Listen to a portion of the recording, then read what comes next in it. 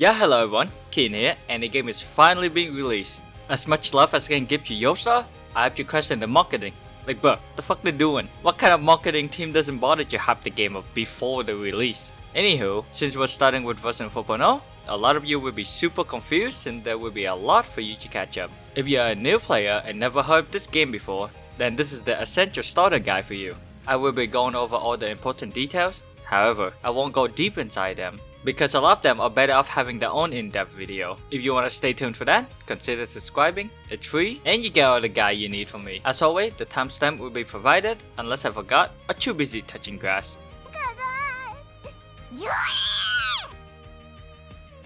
Hebban is a visual novel with turn-based gacha game.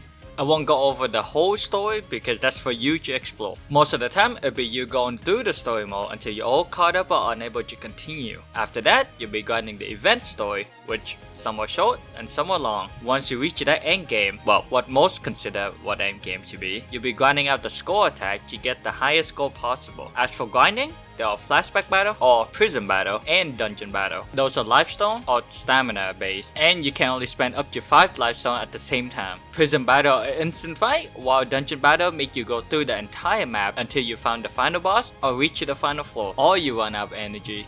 Once you're done playing for the day, you can overthrow your character inside the coal mine or AFK farm to level them up or grind for material. There are a lot of things you can do in game, such as minigame and such, but I would like to make a dedicated video for it since there will be a whole list and I would like to go in depth with it too. Since you have a bunch of characters and different styles to work with, it is best that I go over the general knowledge of what makes a character. If you want an in-depth video about them, then it'll be in another video because it is long as hell. One thing I should mention before everyone get confused is the SS style naming. Most veterans will use the number at the end with SS, such as Ruka SS1, indicate that it is the first Ruka SS or Fire Ruka. However, there will be times where I will call the character by how they dress or the element, just because I'm not good with numbers. Each character will have a total of 8 stats, which you can be gained from leveling your character up and wearing accessory. HP or your pink bar, this bar is not recoverable in any way possible. Once this reaches 0, you'll die, and your run will be over. DP or your blue bar, which is your shield. You can heal your DP with healer, but once it's broken, there is no way of restoring unless you bring a specific healer that can do that, such as Timer SS1.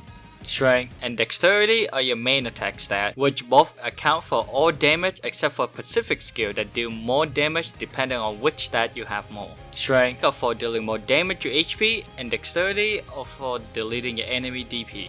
Vitality and Spirit are your defense stat. Vitality is a physical defense and Spirit is for magical or ranged defense. Unlike Strength and Dexterity, Vitality and Spirit does not share with each other.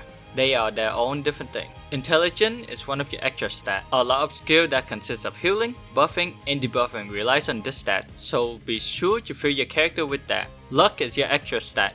Very specific skill relies on this, such as the SS1 exclusive skill where you need luck for her to hit her target. Be sure to check what your character skill does before rerolling for substat. You can get more stat via equipping booster, chip, and accessory. You get booster and chip from Mary Store, while accessory are from dungeon and crafting.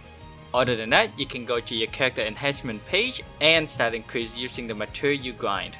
Increasing your stat will be very important, so make sure you do that. But also don't just nilly-willy stab stat in because some of the character benefit more from different stats, which I will go over right now. Characters are split into what role they have, which we have 7 total. Attacker, Breaker, Blaster, Buffer, Debuffer, Healer, and Defender.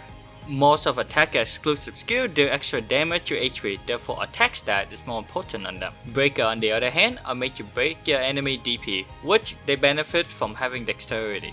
Blaster are different from the other two since they benefit from both stats in order to increase the enemy destruction rate or devastation rate, which I'll talk more about later. Buffer, Debuffer, and Healer are your support. They benefit the most from having a lot of intelligence stat and sometimes luck stat. And lastly, Defender are your tank, where they can taunt or enemy attack while dishing out damage. I mean, it depends on which style you're using, because they are a tank, having Vitality and Spirit are the most ideal stat.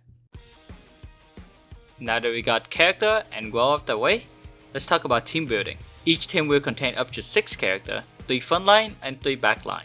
Frontliner are the one that actually does the attacking, and backliner are your reservation. However, unlike most games where they make it hard for you to switch out, Hebban make it easy by letting you swap whenever during a fight or prep phase. I recommend having a team of diverse roles since having all 6 attackers are just questionable. Having at least 1 attacker, 1 breaker or blaster, 2 buffer and or debuffer, and 1 healer will be your most ideal team. For the last slot, you can put whatever because it depends on how you play the game and your team. Now that we talk about team building, let's talk about combat. Each of your character will restore SP at the beginning of your turn. Selecting your character will give you a menu of that skill. Each skill will require you to spend SP, therefore you need to get good in resource management. Once you're done prepping, click the bottom right button to attack. During your fight, at the top right corner of the screen, you will see a meter that is slowly getting filled whenever your frontline are attacking.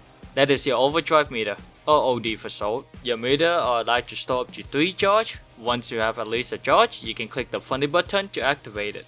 If at any point your character or the enemy DP go to 0, they will go into break state. If your character go into break state, they will go to HP mode, where any damage are permanent with no way of healing your HP. Now, turning over to the enemy side, if you manage to bring them into break state, they will be stunned for 1 turn, in which you can attack again. Not only that, next to the enemy will start showing a destruction rate or a devastation rate, which go up whenever your character attack the enemy HP bar. The higher the number, the more damage you'll be able to do.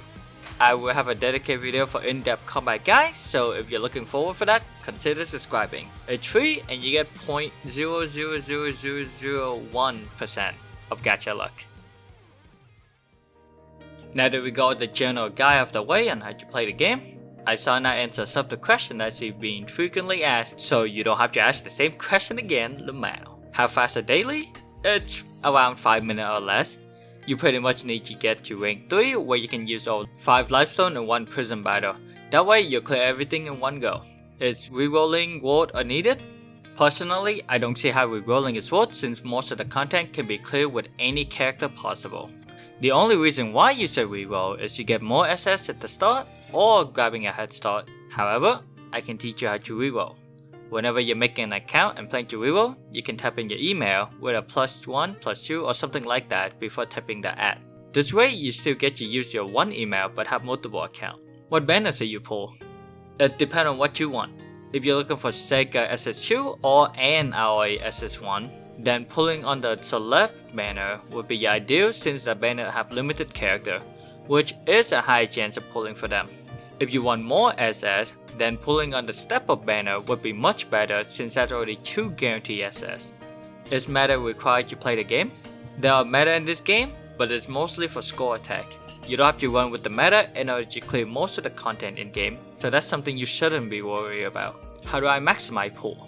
Just do 10 pull only. Don't bother doing any single pull because you won't have that guaranteed S rank or above. What should you do in game? This is the one question I see all the time, so here's a TLDR. You grind out the story until you can't continue anymore.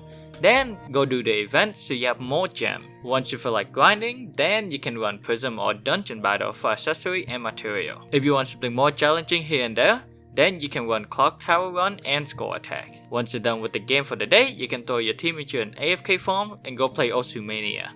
How did this game incentivize you to spend money? Gacha. You get a bunch of premium gacha to pull, which guarantee SS rank. Other than that, there's the battle pass, which is low-key stunk. That being said, you can be completely free to play and still beat the content. Is this game like spender or free to play friendly? Just like previous question, yes, once you have enough SS from regular gacha, you can beat all content without having to spend a dime. Plus, if you hate change the story, then you don't have to pull out your wallet at all. Is your team good? With the fair price of $99, I can simply say yes or no when looking at your account. But on a serious note, if you have Tama SS1, Sierra Test S1, and or Sega SS2, then you're set for a very long period. Where can I check out all of the available character? You can pretty much check on Rem website Hbr.quest. Man is goated, so be sure to support him on Patreon. Hopefully this video answers up the question that you have and helped you get started on playing Wallet Burn Red. If you have any more questions, don't hesitate to join the unofficial server that I'm in, or my server, Higgan. Both links will be in the description. With that all being said, thank you everyone for watching. If you liked the video, like and subscribe. If you don't, you know what to do. I'll be making more guys, so stay tuned for that, and I will see y'all later.